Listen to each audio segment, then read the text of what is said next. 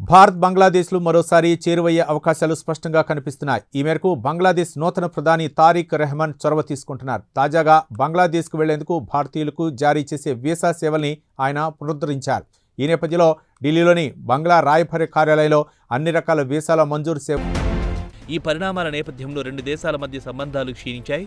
దీంతో 2025 డిసెంబర్ నుంచి రెండు దేశాల మధ్య రాయబార కార్యాలయాల్లో సేవలు నిలిచిపోయాయి. ప్రధానంగా భారత్ బంగ్లాదేశ్ మధ్య వీసాల జారీ ఆగిపోయింది. ఇటు ఢిల్లీలోనూ బంగ్లాదేశ్ రాయబార కార్యాలయంలో, అటు ఢాకాలోని భారతీయ రాయబార కార్యాలయంలో వీసాల జారీ నిలిచిపోయింది.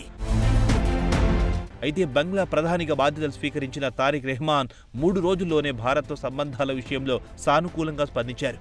వీసాలు పునరుద్ధరిస్తూ కీలక నిర్ణయం తీసుకున్నారు. దీంతో ఢిల్లీలో శుక్రవారం ఉదయం నుంచి బంగ్లా రాయబార కార్యాలయంలో అన్ని రకాల వీసాల మంజూరు సేవలు ప్రారంభమయ్యాయి.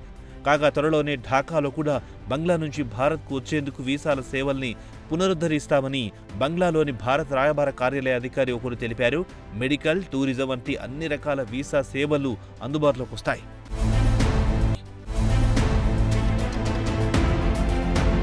ఇదిలా ఉంటే ఢాకాలో కొత్త ప్రభుత్వం ఏర్పడిన తర్వాత బంగ్లాదేశ్తో అన్ని విధాల సంబంధాలను బలోపేతం చేసుకోవాలని భారత్ కూడా ఎదురు చూస్తోంది. పొరుగు దేశంలో ప్రజాస్వామ్య సమ్మిళిత రాజకీయ ప్రక్రియకు మద్దతివ్వాలని తాము కోరుకుంటున్నట్టు భారత్ తెలిపింది.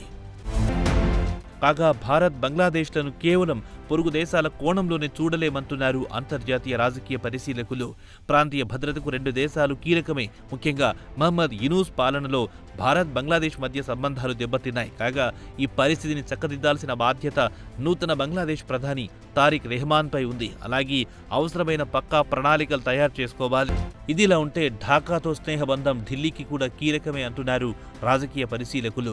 ఢాకాతో సంబంధాలు లేకపోతే ఉగ్రవాదులు, తిరుగుబాటుదారులు ఆ దేశంలో ఆశ్రయం పొంది రెచ్చిపోయే పేరు ప్రమాదం లేకపోలేదు. అంతేకాదు దక్షిణ ఆసియాలో భారత్కు అతిపెద్ద వాణిజ్య భాగస్వామి బంగ్లాదేశేనన్న సంగతి మరవరాదు. కాగా ఈ ఈశాన్య రాష్ట్రాలను బంగ్లాదేశ్తో అనుసంధానించే రవాణా నెట్వర్క్లపై భారత్ ఇప్పటికీ పెద్ద స్థాయిలో పెట్టుబడులు పెట్టింది.